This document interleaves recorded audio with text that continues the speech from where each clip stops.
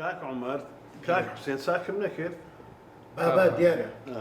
بس شو استكا طاقة من ما عنده. السلام عليكم. عليكم السلام. شيا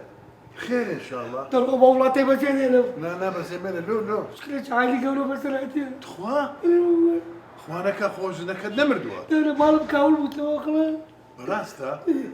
يتسبوا تشي. باير متى ويستوري ولا. ناقوت الموضوع كمعقد زور. باشا. هاي ناقوت يا أستاذ. باشا. تعرف لو هزوبة. فرموا دور دي ولد زام سبوا تشي ده ما قريه ما قريه. ما لهم كاول. لو كاول بو لو. بس مثلا كنت زاده. من دارت كنت زادي. لبرسي. أوريا بخور. لو اونيا. بفرية بفر. يكون راح نقبل بوزستاني بفرد لبوتسيا. أخي شربتي بيدك كان. شربات. إيه ملعون ده بين بلي بزام تسد بيتو. سلعتها. هو شي مسألة؟ والله تشتكي هم زوري لك يا اخ بزانه خلينا مزانه اشتاق رياض بس يشتاقوا ما بي اه تجاري بوسه ما بينه وبزانا بيت يا اخويا مزاني تلازت سيتي. كاقوت كنا. بابا دا قوتري تلازت سي انا قوتري. صراحي مزار. كسلي رنيا دي بلي تلازت سيتي. وكذلك. نا وعد. وعد. ليس يسمع ذاك. دي سيتي. أو ثلاثة مستثمرة. استغفر الله سيتي. ما تورستا. ما تورستايا إيه بشرفت فؤاد ما تورستاندني تلازي مشكلة لبو من هاتي نوزن وزيدك هذه طبعا. أو كتصدق به بارا بدي ساكم هو. بارا كل من بارا من تشيبو قربان هو متعلق. دخلت على تيران. أعوذ بالله إيه كل من معاش مرنا قلت يا تباشا ما قريه ما أو كري خانة كم دانا كري خانة كم دانا دورة $15 أو دورة $15 إيه أو دمي برو تلازي ساكر باشا لبسه ما قريه حياة ما ندبر حياة لبو ما تشيني ما توري تلازي دبرو دي دورة فؤاد فؤاد بخير بينو السلام عليكم. عليك السلام براستي قلت أحميك. اه بياوا. شلون؟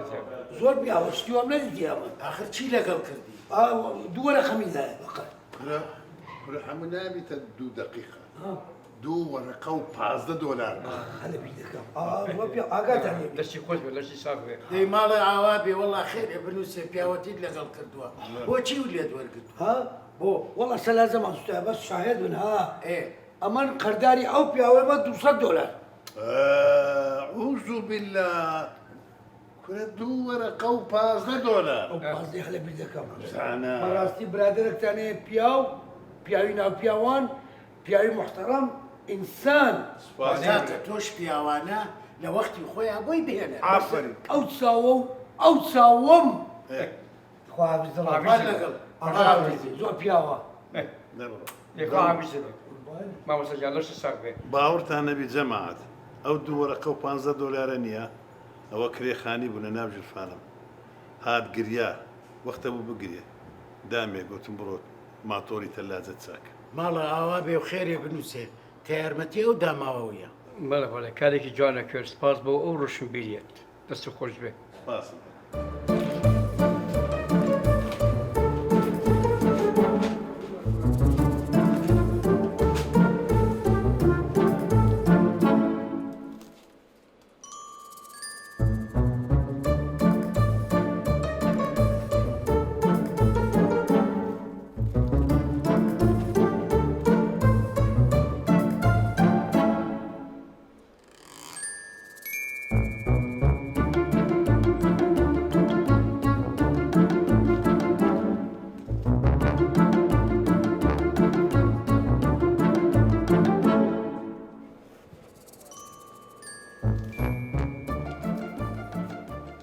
حما دورة بابك مدورة كريخون زانا حما بله أو دوشيسا بله دوشيسا نوك دوشيسا نيسك و دەبەزێتێک لە بۆم حاضر دەکەێتە ئەو حەلاقەی دەچم سەرم و سمێلم سادەکەم دێم دەیبم مامە نامی ئەو ڕۆژە داوای و برنجە و کرد تۆماتۆ بۆ دانم ئافریم ئەویشم بەسەر چۆن نابيخ نابيخ قرباني باشی فؤاد ببلتو ناحم ودبلة صحة وأحوالك دزايت ديناسي چۆن مامە باش ديناسي كل إنسان يبقى تو العالم خد جواب نديديها والله بيوستم بدور خيبو يكسر دائما دوو وەرەقە و پازدە بوو دور بس أو دور خو $5 دام ببراتي مال باريت جلباني خوي كريه يعني كاس جواني كردي بحياتي كريه خاني دايت مال سلازم شاكر دوا سلازم ستامو او لو بخوينا الحمد لله بو دور خي دور خو $5 سلازم سابو بريغوست ماكر $50 بايته ولا خدس بس سفري الشكر ها ئەتو هاتی لەکرە من نوزە کرد وەختە بوو بگرێ گوتت ماتۆری تە لازم سوتایە ئەمن کرێخانی خۆمدایەت و ئەدیوانە چی لە دەستێت هو لا باركي $50 بايته بس نستقلاوي السفر عائلي بياسة شنو زويدة قورين لا خمنا بيا باركاز ناخذ قردي حمو كاسة شنو زمو باشا حياتي والله لا چەندە؟ دو ورقة $5 دوو وەرەقە $5 چند قردانو 5 مانگە پارو نەیەوە کاکفۆ إذا بابا عاش بك هكا خو قرداني نخوار يا خواب الجماعة حەمە ئیشەکەی نەکەیەگەمە نانا بێخەم بە مامە جوانی لە بۆم تۆ بڕۆ ئێستا بۆ جێبەجێەکەم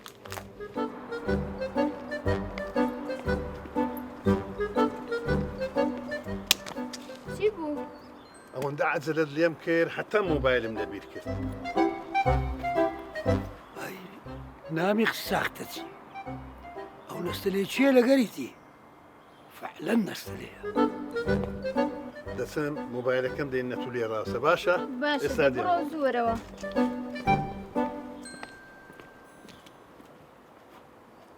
تاكسي بيري دادي تۆ کێی؟ ها تۆ کێی؟ هیچ چیز ئەوستان پێم لێ بەڕاست ئەوە نامیق سدەبتە تو بە تۆ چی؟ بابتە خێزانیم نامیق مردی تو ها زاو قسمەتەی ئەوە شەنسا بە تۆ چی؟ تۆ کێی؟ برادری من ڕۆح بڕۆح نامێک تۆ ناسێت؟ ئەو نامیق ئەوەندە نازدار ئەوەندە پیاوە یعنی بەس ساکەی دەکا لە مالێش باشە باشە بە چ سفەتێکەوە لەگەڵ ماقسەکەی؟ کو بە من برادەرمە برامە تەداخل دەکەم نابێتە داخلی ژیانمان بابە تەداخل دەکەم و زیاتریش با نامێک بێ جێب دەمەن. تۆ کی؟ بەس پێم بڵێ مەسرفی مالی دەکا بەڵێ مێردەکەم زۆر باشە ئایبە بۆت پرسیاریەوە والله با پێم ئەکبەر فوقرا ناوی نامێک بەس مێنە ئینسانێکی محتەرەمە مووقفی زۆرە بەس ساکەی دەکا بەڕوا بکە $200 ئەمە قەرداریمە نامێک؟ لەو نامێقا کرێخانووی دوو مانگی نەیاوە ئەوەندە پیاوەنەیە نامیق دووسەتی چ کوریا ئەچیە 215 بۆ فایده ناکەی؟ بیر دەکەم ئەپونکە بخوڵا ئەو $5 لە مێشکم دەردێ باشە تو چێ ئیجازەتی دایە لەگەر خێزام ڕاوسی قسەی بکەیت براژنمە کاکە کورە براژنی چ کوریا ئەدێمە برارین ها با برابین بەس عیبەت و لۆ لەگەری ڕاوسی قسە دەکەیت لۆ قسەین ئەمە زای کستە کورا شەرمی بکە عیبە ئەوە خێزانمە ئێ ئەوە کچی ماممە هینایتم ژم بەشنی وەڵا دەبڕۆ دەی ئەو نەستەلەیە بەڵێ ئەیە وەرهاش دوڕە کورە دەبڕۆ دەی پیرۆست بی بڕۆ ڕانەوەستی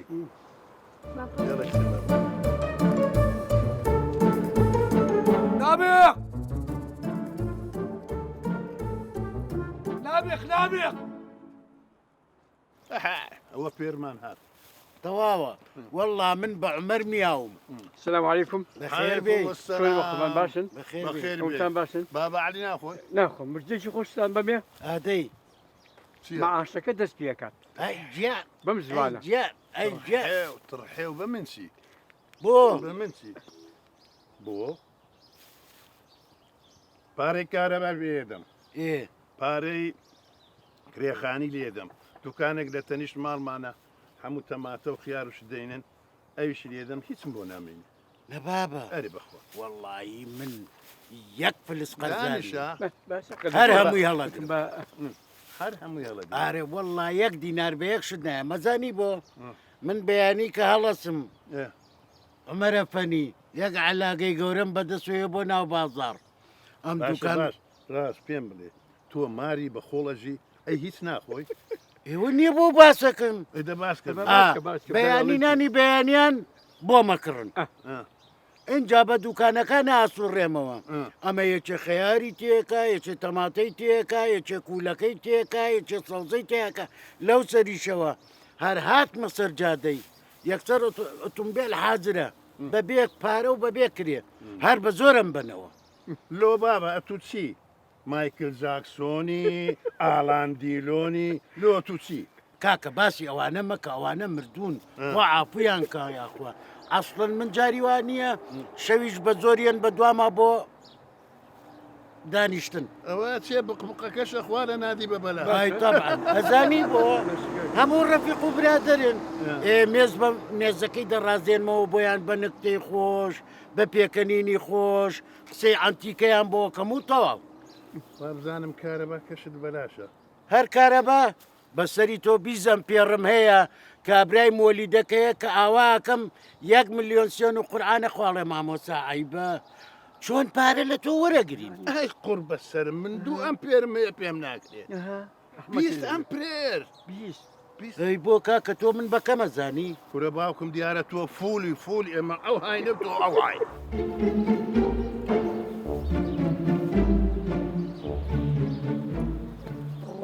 چۆن باشن برادرە جوانەکان برادرە عاتڵ و باسەکانم مارە با فوات کوی بابەکەم دەوەڵی جەماعەت من ئەو نامی قەدە بینم دەمە قەتراوە یعنی شەرم دەکەم بەڕاستی چکە پارەی دایتە من دوو وەرەقەی بەخەردایتە من دوو وەرەقە کورە فوهات قوربانت دەبم کورە دوو وەرەقە و $15 بوو جەماعەت باوەڕتان هەوی بە شەرەفم ئەو دوو وەرەقە و $15 دانابوو لە بۆ کرێخانی ئەوە هات نوزەی کرد گۆتیتە لازەم سوتایە ئەمیش دڵم پێ سوتا لە ناو دەستم ناچووتە لاجەی چاکردەوە گۆشتە ساردە بوو کورە ئاورە دەما ئاوی ساردە دەما بخۆینەوە تەماتە ڕزا بووەوە زۆر پیاوە یعنی بەڕاستی کە دەبینم شەرمەزار دەمەم زۆر ئینسانە بەس معاشوەرگرم دەدەمەوە والله ئەوە نییەوە ڕەجل مواقف صعبە پیاوی وام نەیتە یارمەتی برادری خۆی دەدا ئینسانە مەخلوقەکە خوا خەڵقی کردیە بەس زۆر پیاوەتی دەتەواو لێ لێ مەکە ناخۆی ئەوە چیەوە علی بابە نادەڵم دەوام خواحافیز حافیزی بێ پیاوی وام نەدیتیان بە حیاتی خۆم شتی وام نەدیتە بەخۆی فوگوڕنان نیە بخوا عیلەی برسیە تێنینە بێنە بێ خۆندرێنە دوساعدەی برادری خۆی دەکە دوو وەرەقەی دایتە من ئەرێ بابە تۆ بۆ نەکەم عقلی دوو وەرەقە و $15 وایە ئەو $15 تو جەوم تێک مەدا فوهات دوو وەرەقە و $15 لەبیر نەکەی کورە والله معاشوەرگم دوو وەرەقە و $15 و 500 دەدەمێ باشە حەقی 500 نەبێت تۆ حەقەکەی بۆ بێنێرەواری کەی قەی بەسەر ئەو چاکورەوە پیاوی وام نێتە بە حیاتی خۆم قوربان جەمەدانی قیت خواحافیز دەڕۆ بشمێ وار لەگەڵ ئەی لەعنەتی خودات لێ بدارێ والله لە قسەی جوانی کرد نازانم ئەم ژنە بۆ دواکەوت ئەم معاشە چی بوو ئەوەندە تاخیر بوو دەترسێم فوادە فەندی بچی لە دەرگەمامدا قەرزەکەم لە بۆ بینتەوە ئەمش لێوێ نەبم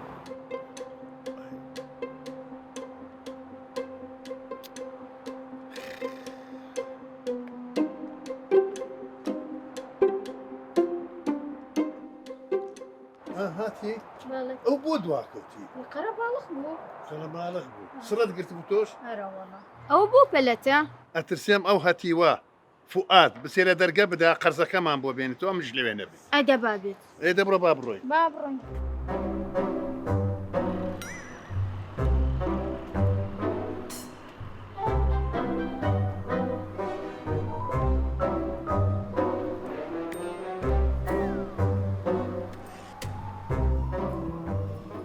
نامی خوی ها فواد بەخێر بێ کورە بە خێراتی چ مردم مادیمە لۆ چ بووە کورە سعاتێک لە دەرکەتاندا ڕەسەد نەدام بابا دەسم لە سەرجەڕەشیان نەگرت کورە هەتیم سەردەسەکەمان سوتایە بەڕاستە ئەدی هاتم ئەوەکەی بینمەوە دووەرەکەی بینمەوە ئێ کوڕە گەورەکەم لە ماڵێ بوو بەڕاستی ئەدلۆنەتدایە دیارە ئایپاتی لێ کرد مەزگوڵ هاتم پارەکە دەبینمەوە ئێکا هینایتت ها هینایتت کورە زای چم لێ هات چ لێ هات بلێ چم لێ هات چت لێ هات دیسان بلێ چم لێ هات کورە چ لێ هات دەبلێ کورە ژنەکە پێشکایە خۆ بەڕاستە فەقیرێ بەداخەوە لۆ کاکە چتە سەرمانەی بەتانێ بردبوو ئێ لە بەتونێ بەربووە ئێ پێشکە هەستە لێ کرد کورە برد بە قیادەی خصوصی ئەمان ئەمە نامە ماوەکاری بەسی دەکات بردمە جێمی هێم بە برایەتیمان لە خەسخانەی ماساتیش ناکە بە پێیان بڕۆ سەرێ وەرە خوارێ بڕۆ سەرێ وەرە خوارێ ماندی بم زۆر پارەکە لێ سەر دووەرە کەلێ ساب بووە دووەرەقە و $15 دووەرە $5 بیر دەکەی ئەوەی دەناسی چۆن سێوەسمێڵەکە ماشەڵە جوانی کە کورەوە ئینسانەوە ئەوە کرێخانی خۆی دایتە من حتا بخۆم خەزم حتا یعنی علاجی مەشاکلی خۆم بکە ئەو پیاوی بۆچی لازم سودایە لەمە دووار نەلێ نامیق بەتەنێ شێخ نامیق بەک ئەوە حەقە نییە ببتە ئەلمەلیک سپاس مەلیک نامیق باشە دێ من فوهات کوکرێ بدەم جێمە دێ بە ئەوەی نییە صاحب خانەکە بەخۆم تەلەفۆن لێ دەکەم نانا لێگەرە بەخۆم یقناعی دەکەم بە برایەتیمان ئەو پارەیە دووەرە قەیساب بووەوە کورە دووەرەقە و $15 بەسەر ئەو دوو چاوەم کاکە جوانی کە هەر ئەومان نەبێت ئاوا نەجاتی یعنی پیاوی وها محتەرام باشە مەمنون بە ئەدەب مەمنونم دەی سپاس نەبۆشتیوە ساختە چی نە عفوان یعنی محتەرام یعنی زۆر محتەرام ئەوە 10,000 پێە تێ 10,000 لۆستە بەخوا ئیشم پێ برێدە بڕۆ دووەرەقە و $15 لۆ بینەوە 10,000 دەمێت 10,000 دە نیتم نیو بریشک سەفەری نیتم دەکڕم نادەم نادەی لۆ نادەم جانە دانە کلااوەکەیم دەباشە کاک دەبڕۆ لە کۆڵم بۆ دەی بەس دێ خواحافیز خواحافیز خوا لەگەڵ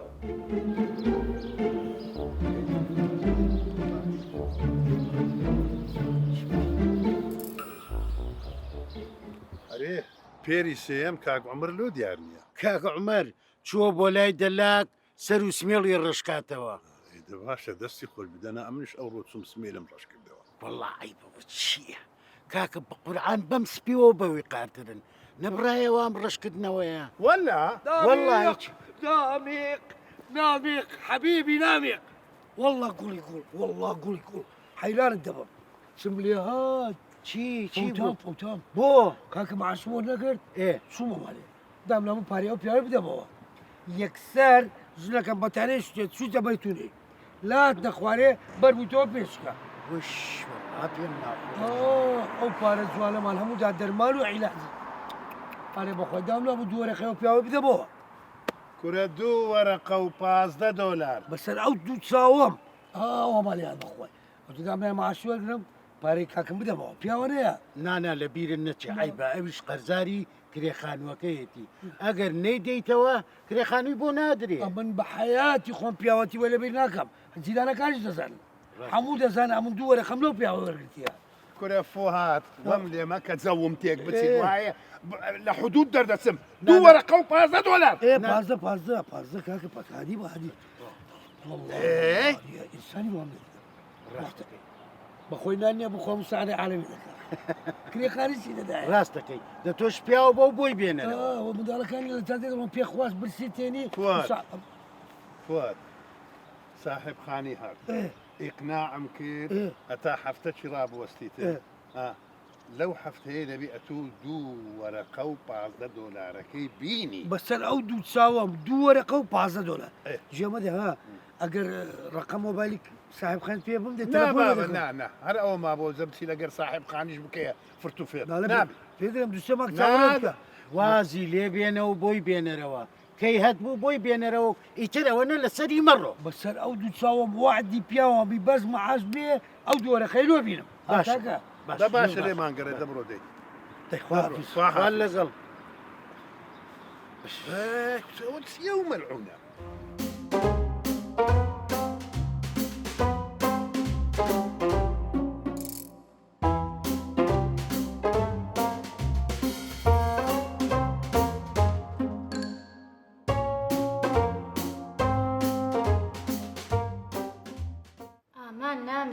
یا ستار چ بووە؟ گوێ بگرە بیکە لە ڕێی خوا باسیەوە نەکەی بڵێ فواد هێشتا قەرزەکەی نەیاوەتەوە بڵێ بۆ بۆ ئەزانی دوێنێ خواز بینی کچەکەی هات بوو ڕازی نەبوو بیان بینێت وتبووی من چۆن قەرزاری نامێک بەم و کچەکە بدەم بەشوو کچێ بەخوا هیچ باسی ناکەم لە جادەش ببینم پشتی تێکەم و ئاوری لێ ناتەمەوە آخر باسی نەکەی باسی ناکەم بەس گوناحە پێم بڵێ ئەوە کچی لە چۆ بووە تا بە مێردی بدا بابا کچی 12 ساڵە 12 ساڵ بە ئەرەوەڵە ئەرەوەڵە کچێ بەخۆدا ئەوە درۆزنە و ساختە چییە نا گوناحە تۆ بزانە چییە بێ دوای باسیکە با بڕۆین با بڕۆین چی بکەین با بڕۆین بۆ بازاریشە باشە باش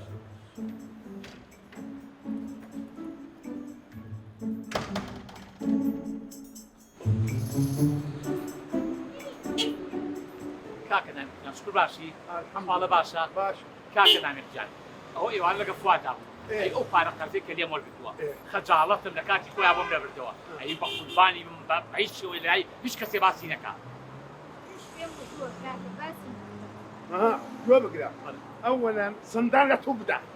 باشە دوایە لە فوئادی کوڕەخۆ کفرم نەکرە من پارەم بە قەرزدایە ئەو مەیبوونەوە هیچ قوسەی هەموو دەمێ باسی مەکە کاکە وەڵڵاه باسی ناکە فلا باسی ناکە بە قورئان باسی ناکەم بە عیدەبان ئێساکوێ باسی ناکەم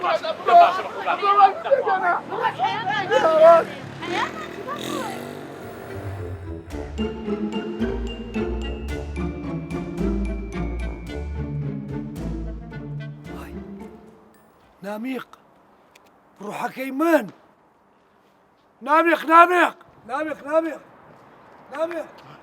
ناميق فؤاد ناميق وانا بقر ناميق يا ناميق ورئيس الدولة کاکە ناوی وەکو پێم وتی کاکە ئەو فوادە هەیە ناوی چییە ئەو فوادە جرپنەکە ئەزانم تۆزێ پارە ویلایەتی ئەگەر بۆ تەکرێ هاوکاریەکی بکە زۆر گوناحە تێگەی نیەتی جارێت هەرچۆنێک بۆ سەبری لێ بکە بابزانین ئەمە خوایە بۆ پێیانە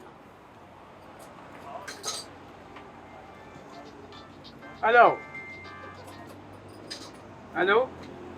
چۆنی باشی لەخوا بەجارە فەرموو بەسەر چاو چوار مریشک دوانی شور بەسەر چاو خەمن نەبێت با دوانیشیان کەڵە شێر بەسەر چاو دەی خوارد نە خەمن نەبێت خوارد جا بۆ عمەر پاپای ئێڵێ دوو قسە بکەین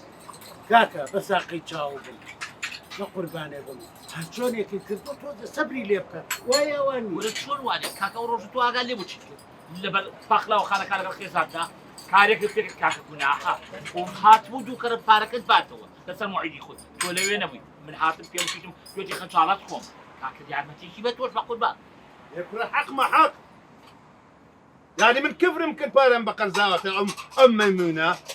كاكا بارم دا بقرز بخوا من باسم نكردوا حتى أسابا وركيدا كسينار دو تسلم تو دا يمين كذبوي منێشی وت دا باسی نەکا بە قوربانم على من يرى تسلمن فرن بكاك ناميخ بلي بابا رقم دي وانا ايوه باركم بخوا نم داتوا کاکە جا چێکە کوڕە گوناحە و نەبووە و تۆزێ تەحملی بکە يا بابا تحملهم كدوا باور بكن من باسم نكدوا خوي باسيك خوي تو اقل لي او باسيك ئەزانم ڕەمەکە و تۆزێ جی قەزانی خۆ بگرە ماڵە هاوادێ طبعا اللي بينن لسر حقي خوم يا وش قليم لي اكل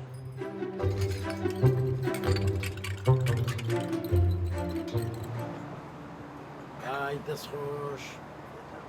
دەستەکانە خۆش بن دۆست باس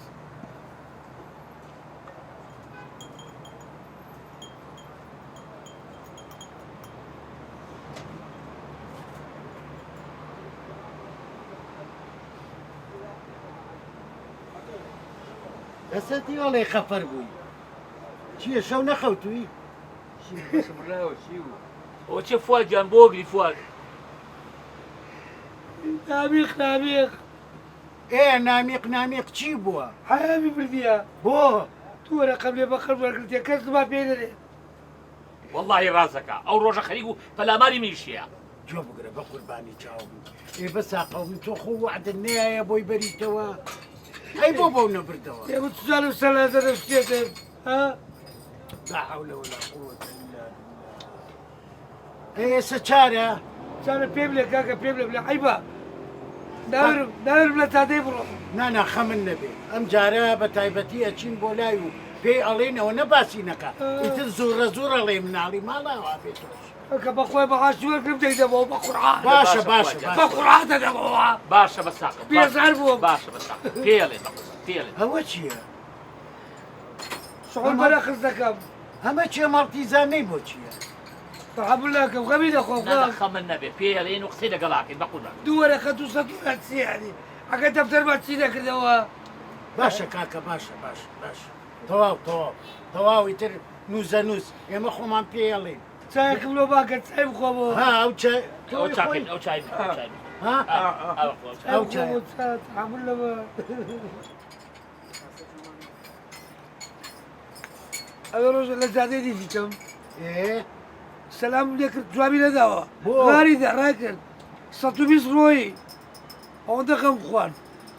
يا كاكا بتسملتو كذي برام ويا انا كاكا عمر على ديلوان سن خوش عينا على ديلوان بخوار راسك كابلايكي طابلي بيسكير هو شيء الرحمة هلا وانا خويني ليرة كوتي تزمكرني تخواتو عيب ناكي والله بابا بيسكا ورزيل نية بيسكا ورزيل بوايا قرزينا يا بام إيه مالا أوابيتا توز وقت خوي بداية توا با ويلي نهاتايا واني كعمر افرم ما شاء الله لو روشن بيليت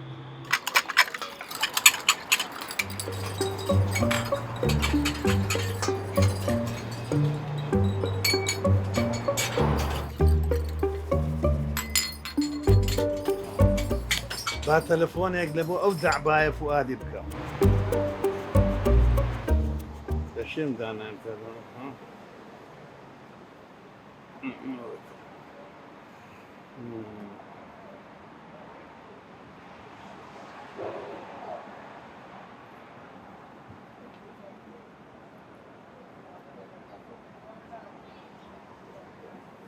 الو فؤاد شوني سيو تلفونه ها رقمكم انا مسراي ها صدق ايه يكون انت ما خذ دروسه كرري والله دورة خسي يعني أعوذ بالله كرة تايسا 6,000 ببيرتمي ناوە دوو وەرەقە و $15 چییە دەتەوێت پازدەکەی لە غفکەی بیخۆی $5 كم نبي نسوى تدم هاويش دين هذا التلفون مك حياة بتقول لو شاتي بخوعة ئەمن حياتم بردیە هەی عمرت نەمینێرێ وەڵڵە بەخۆت حیای خۆت برێ بزانە خطەکی جەهەنەمیم دانایە بڕەک ئیشم پێێتە ئیشێکی زروری سبەینێ دەمەوێ بتبینم باشە باشە منفعەتی توی تێدایە دەی دەبڕۆ دەی خواحافیز ناميخ ناميخ الو داي بخير شي دروس ذكر عمرت من يا والله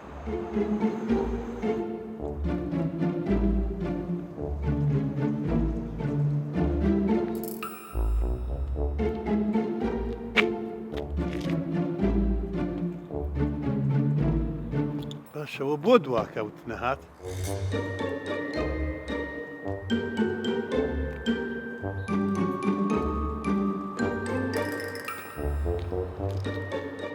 فؤاد ها دەزانین لە بۆ ساتیمە تصدق ديشان ئەو دوو وەرەقە و $15 کە دایتمە تو دوو مانگ لەمەوە پێ اذا دمو خذ سبو يعني گورە دەڕاوە سێتێت بگەینم گورە حەیام چووە لە ناو خەڵک هەر ئەوەی ملم دەگری باسی مەکە و باسی مەکە دنیات تێگەیاندیە دەزانی سم کردیە ها ئێستا دوو وەرەقە و $15 دەدەمێ يا بابا الو ئێ دەدەمێ دەڕاوە سێ إيه. ئەوە خطەیە ايه هێوار پاش سعاتشکە ئینتیزارت دەکەم من و برادەرەکانم لە حەدیقەی هادو بيا فقيرك دێ لە پێشیان دەلێ مام نامێک زۆر مەمنونم ئەوە قەردەکە دوو وەرەقە و $15 دەدێ على ئەساس قەردە قەدیمەکەیە باشە والله حق خوتك هذا ايه حتا خەڵک داها باسم نەکا لە لای کەس باس مەکەم منیش لە لای کەس باس ناکەم باشە سكت زينو كاكا حياة شو بقوعان کورە تو حیامت بردیە انا مني مكاكا خۆزەڵ قڕ دەدی چی حیامی بردێ لە لای هەموو کەسێک باس دەکەی بڕۆن بەنامق بلێن با باس نەکە دەها بگردەی والله ئەتونی عبقەری بەوە نیە درێژی ها زۆر عقلی بەخوای باشە وەلو دەیمەوە چاوەڕوانم ئێستا تو ئوستازی باشە بەس پێم لێ ئەو فکرێت کورە هات ئەو لۆم هات سبکەم لۆم هات باش زۆر عقلی ئەوە ئێستا دەستم چاوەڕوانم بڕۆ دەی خواحافیز بڕۆ غەشی خوا ناردی نابێق ئیسراحەتم کرد ئەرێ جەماعەت کاکە زۆر هیلاک بووینەوە نەمان پیاسە کرد بۆ نەڕۆین بۆ چایخانەیە سەر و دژلەمەی لێە خۆین و دەسێت تاوڵە شەکەین خۆشترین دیشمەلە ئەوەیە نازان ئەتوو کەنجینێت تێر دیشمە لە دەبی کاکە زەماعەت جاک. ئەو کوڕە فوعات بەڵێ مەوعدی دامێوتی لە حەدیقەکە چاوەڕوان بن قەرزەکەم بۆ دێنتەوە لە 100 دێتەوە ئەگەر قەرزەکەی هێنا و سەر هەردوو چاوم چاتان لەسەر حسابی من بۆ هەتایسە نیە ناوە نەهێناوە نابێق کورە قوزەڵ قورت قوربانی دەزام خۆشم دێ وەڵڵا السلام عليكم علیکم سلام بەخێر وەزەتان باشە بەلەخوا بەس الحەمدە جێب دەنەبرێ خۆت فەرموو ڕاستە پارەکەت هینایە کورە سەبر تێ بە قسەی بکەم کاکە ئەعتراف دەکەم ئەمن کە قەرداری ئەو پیاوەی ما دوو وەرەقە و 5 دلار ئافەریمەوە یەکەم زارە تو بلێ دوو وەرەقە و 15 ئافەریم کورەکە پارەی حرام ناخۆم گوناحە زوڵمە تعدە لە کەس ناکەم هەر ئەو پیاوە بەخۆی ئەو غەشیمە دوو لە هاتێ لە دەرکەمایدایە دوو وەرەقە و 15 دلار دیکەی دایتە من ناشێ بەخۆی گوتی لە پێش جەماعەتی پارەکە بدێ حتى وابزان ئەتوو قەردەکەت دایتەوە باشە دابلا بوو پارەکەی لۆر بینمەوە ئێستا بزەبت ئەمن 4 وەرەقە و 30 دلار قەرداریمە بەس پارەکەم ڕۆی دیسان ئەوە باشکا بوو مۆلیدا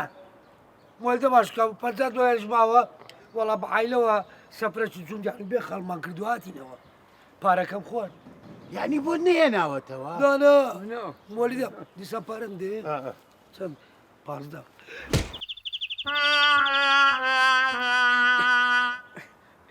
بۆ